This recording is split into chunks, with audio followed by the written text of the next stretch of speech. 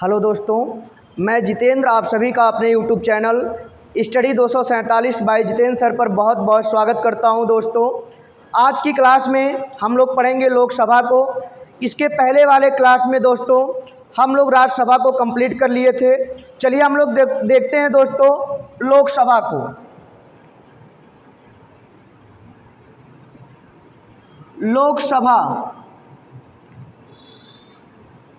लोकसभा अनुच्छेद 81 में है। एक अनुच्छेद है दोस्तों 79, अनुच्छेद 79।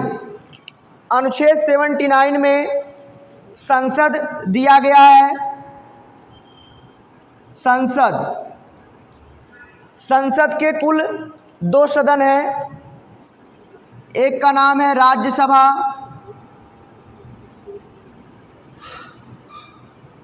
राज्यसभा, अनुच्छेद 80 में दिया गया है। एक का नाम है लोकसभा,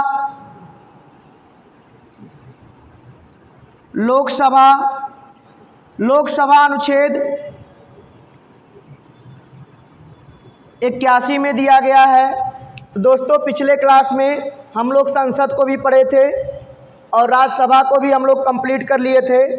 आज की क्लास में हम लोगों को देखना है लोकसभा। तो लोकसभा दोस्तों अनुच्छेद 81 में है। इसको याद करने के लिए एक ट्रिक है, सरला। से हो जाएगा संसद, अनुच्छेद 79। से हो जाएगा राज्यसभा, अनुच्छेद 80। और से हो जाएगा लोकसभा, अनुच्छेद 81। तो इस तरह से हम लोग याद रख सकते हैं सरला ट्रिक से हो जाएगा संसद, अनुच्छेद 79 में है। से हो जाएगा राज्यसभा, अनुच्छेद 80 में है। से हो जाएगा दोस्तों लोकसभा, अनुच्छेद 81 में है। मूल संविधान में दोस्तों लोकसभा सदस्यों की कुल संख्या 500 थी। मूल संविधान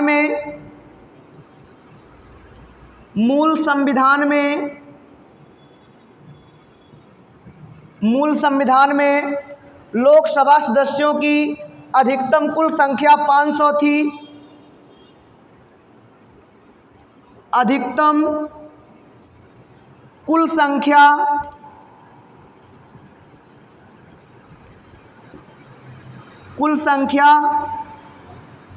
500 थी दोस्तों।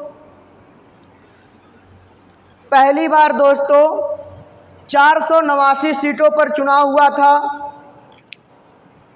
पहली बार 489 सीटों पर चुनाव हुआ था।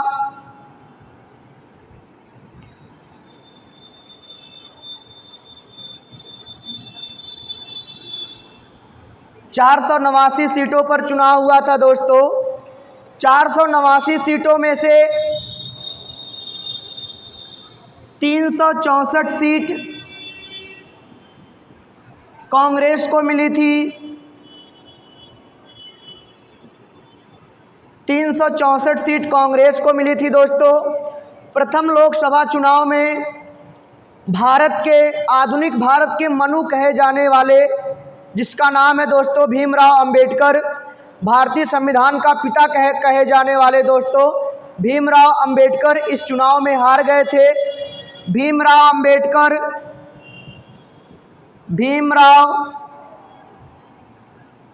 अंबेडकर प्रथम लोकसभा चुनाव में हार गए थे दोस्तों।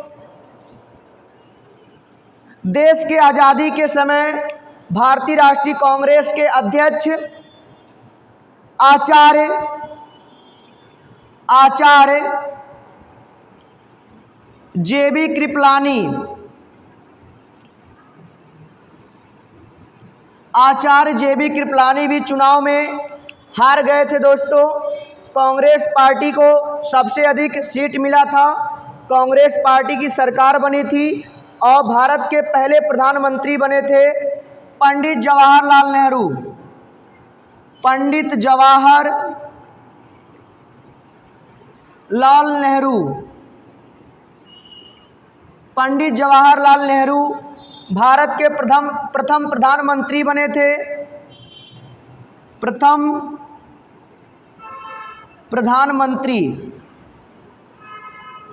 भारत के प्रथम प्रधानमंत्री बने थे दोस्तों। वर्तमान में अधिकतम लोकसभा सदस्यों की संख्या 550 है। वर्तमान में संविधान में अधिकतम लोकसभा सदस्यों की संख्या, अधिकतम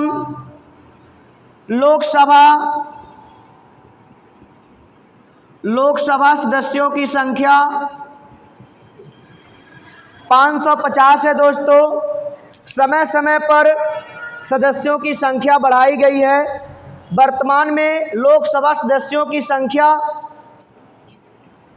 543 है, 543 है दोस्तों। इस 543 में से 530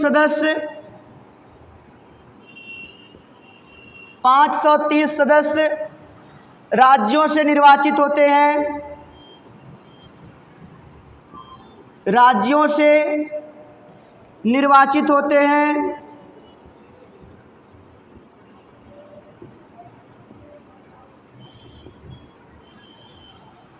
इसमें से 13 सदस्य दोस्तों, 13 सदस्य केंद्र शासित प्रदेशों से निर्वाचित होते हैं, केंद्र शासित प्रदेशों से निर्वाचित होते हैं दोस्तों। और इसमें से दो सदस्य राष्ट्रपति के द्वारा अनुच्छेद 331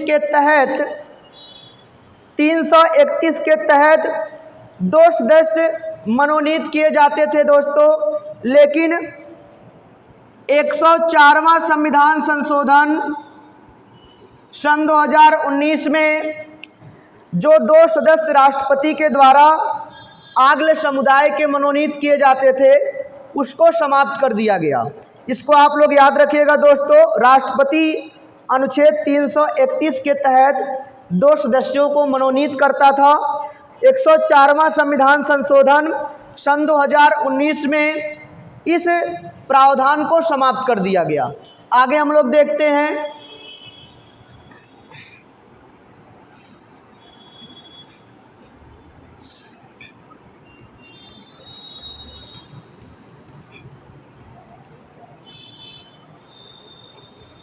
लोकसभा को प्रथम सदन कहा जाता है,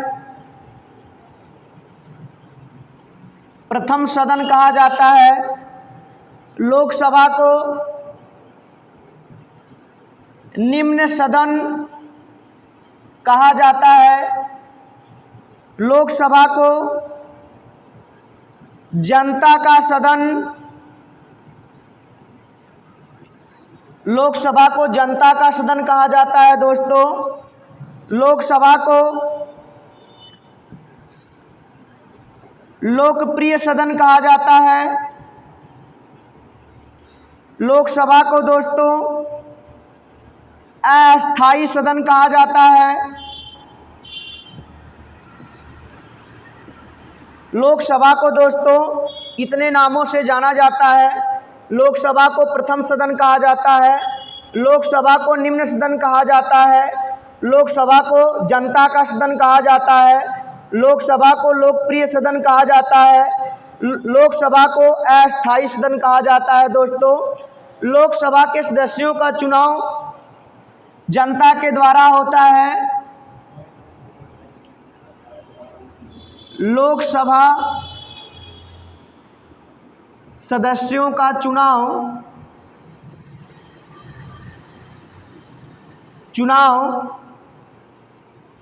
जनता के द्वारा प्रत्यक्ष होता है वयस्क मताधिकार के आधार पर। वयस्क मताधिकार के आधार पर होता है दोस्तों। पहले लोकसभा सदस्यों के चुनाव में वयस्क मताधिकार की आयु 21 वर्ष थी। पहले मतदान की आयु दोस्तों 21 वर्ष थी, लेकिन 61वां संविधान संशोधन के द्वारा 1989 ईस्वी में मतदान की आयु घटा करके 18 वर्ष कर दी गई। मतदान की आयु घटा करके 18 वर्ष कर दी गई दोस्तों।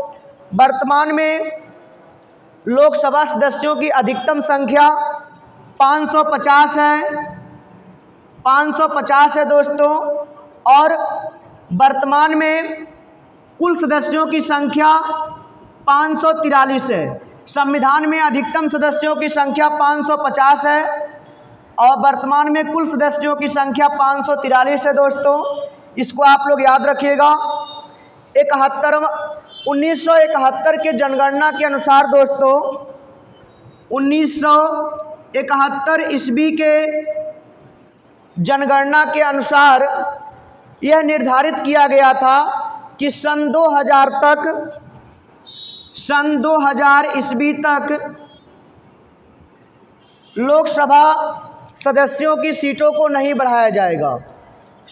1971 के जनगणना के आधार पर यह निर्धारित किया गया था दोस्तों, सन 2000 ईस्वी तक लोकसभा सदस्यों की सीटों को नहीं बढ़ाया जाएगा। लेकिन पुनः 84वां संविधान संशोधन के द्वारा सन 2001 ईस्वी में प्रावधान किया गया कि सन 2026 तक लोकसभा की सीटों को यथावत रखा जाएगा। सन 2026 तक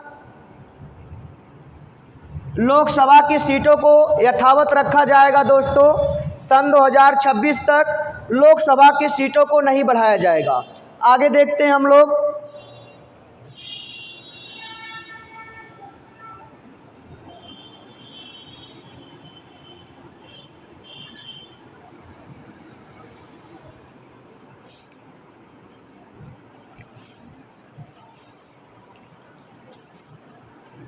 लोकसभा सदस्यों की योग्यता। लोकसभा सदस्यों की योग्यता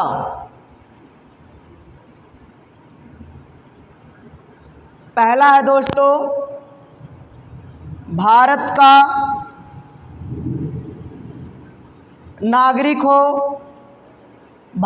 नागरिक हो। दूसरा है दोस्तों, 25 वर्ष की आयु पूर्ण कर चुका हो। ऐसा व्यक्ति लोकसभा का सदस्य चुना जा सकता है, लेकिन दोस्तों लाभ का पद धारण ना करता हो। एक नियम और है, एक योग्यता और है, लाभ का पद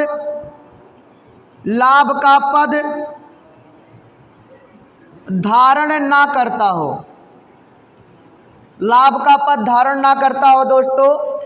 लोकसभा सदस्यों की कार्यकाल दोस्तों,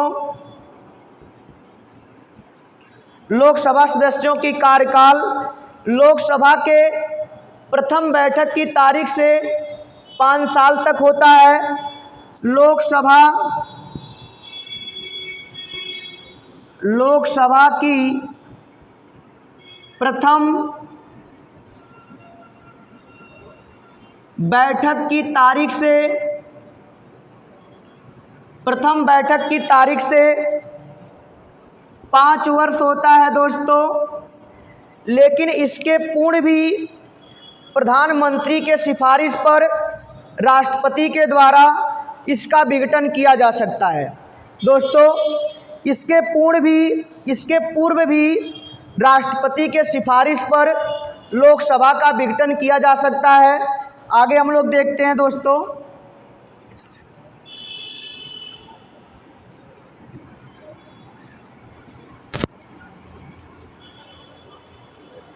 यदि दोस्तों लोकसभा का कार्यकाल राष्ट्रीय आपात के दौरान समाप्त होता है तो ऐसी परिस्थिति में लोकसभा के कार्यकाल को समय समय पर एक वर्ष के लिए बढ़ाया जा सकता है। और जैसे ही राष्ट्रीय आपात समाप्त होगा दोस्तों, यह अनिवार्य है कि 6 महीने के अंदर लोकसभा का चुनाव करा लिया जाए। ऐसा एक बार हुआ है दोस्तों, 5वीं लोकसभा चल रही थी, इंदिरा गांधी प्रधानमंत्री थी। उस समय 1975 में राष्ट्रीय आपात लगा था, तीसरी बार राष्ट्रीय आपात लगा था दोस्तों। उसके बाद अभी तक भारत में राष्ट्रीय आपात नहीं लगा दोस्तों। उस टाइम लोकसभा के कार्यकाल को एक वर्ष करके 2 बार बढ़ाया गया था दोस्तों। लेकिन यह अनिवार्य है कि अगर राष्ट्रीय आपात के दौरान लोकसभा का कार्यकाल समाप्त होता है तो एक वर्ष करके कई बार बढ़ाया जा सकता है। लेकिन जैसे ही दोस्तों राष्ट्रीय आपात समाप्त होगा, यह अनिवार्य है कि 6 महीने के अंदर ही लोकसभा का चुनाव करा लिया जाए। आगे हम लोग देखते हैं दोस्तों, भारत के प्रथम लोकसभा अध्यक्ष, भारत के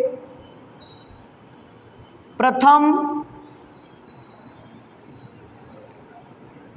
लोकसभा अध्यक्ष गणेश वासुदेव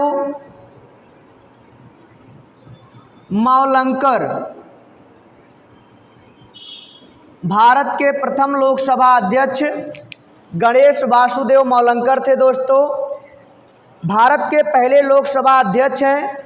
इनको हटाने के लिए प्रस्ताव लाया गया था दोस्तों, लेकिन वह प्रस्ताव सफल नहीं हुआ था। भारत के पहले लोकसभा अध्यक्ष हैं जिसका मृत्यु उनके कार्यकाल के दौरान हुआ था। मृत्यु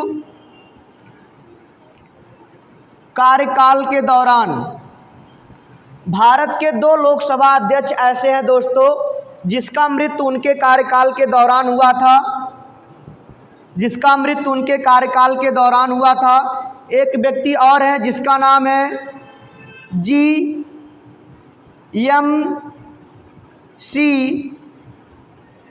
बालयोगी GMC बालयोगी 2 बार लोकसभा अध्यक्ष थे। इनका मृत्यु भी उनके कार्यकाल के दौरान हुआ था। मृत्यु कार्यकाल के दौरान लोकसभा के सदस्य दोस्तों अपने में से ही एक को लोकसभा का अध्यक्ष चुनते हैं और एक को लोकसभा का उपाध्यक्ष चुनते हैं। लोकसभा का अध्यक्ष दोस्तों अपना त्यागपत्र उपाध्यक्ष को देता है और उपाध्यक्ष दोस्तों अपना त्यागपत्र अध्यक्ष को देता है। अगर लोकसभा का अध्यक्ष अनुपस्थित रहता है तो ऐसी परिस्थिति में लोकसभा का उपाध्यक्ष ही लोकसभा के अध्यक्ष की हैसियत से कार्य करता है दोस्तों।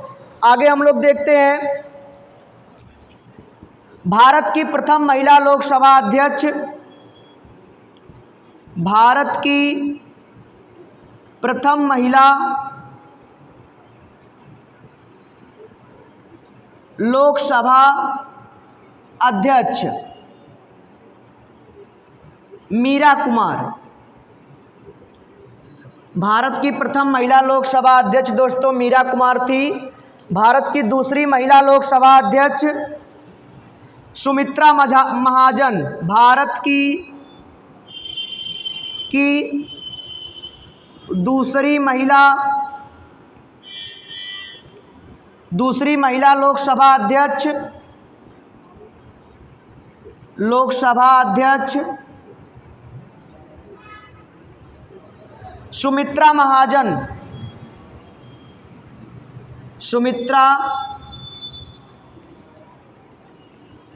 सुमित्रा महाजन थी दोस्तों। वर्तमान में भारत के लोकसभा अध्यक्ष ओम बिरला हैं। वर्तमान में भारत के लोकसभा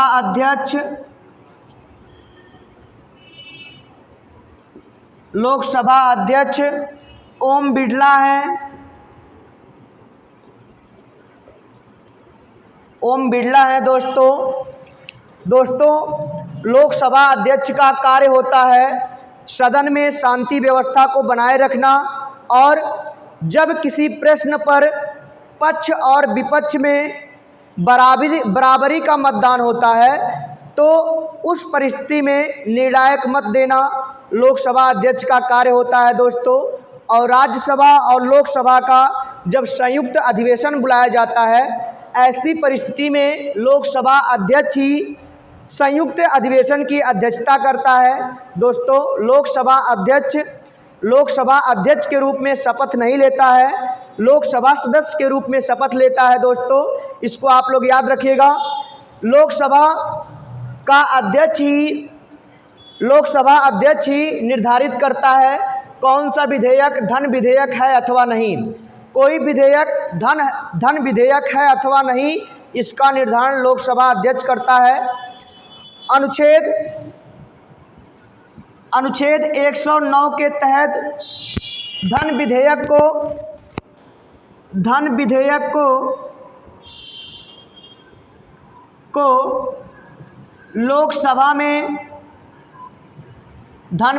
को लोकसभा में प्रस्तुत किया जाता है। लोकसभा में पारित होने के बाद दोस्तों धन विधेयक राज्यसभा में जाता है। राज्यसभा ना ही उस विधेयक को अस्वीकार कर सकता है, ना ही दोस्तों धन विधेयक में कोई संशोधन कर सकता है दोस्तों। इसको आप लोग याद रखिएगा। धन विधेयक को हमेशा लोकसभा में ही प्रस्तुत किया जाता है दोस्तों। लोकसभा का गणपूर्ति कोरम दोस्तों 1/10 होता है।